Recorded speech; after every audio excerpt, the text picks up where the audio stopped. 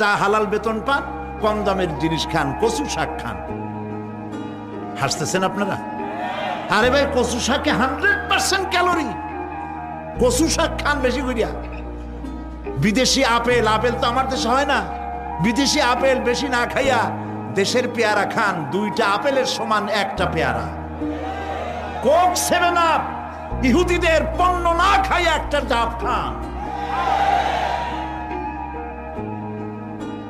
আর বড় সাইজের পাঙ্গাস না খাইয়া জেলা, পুটি, মলা, ডলা, কাসকি এগুলো খান।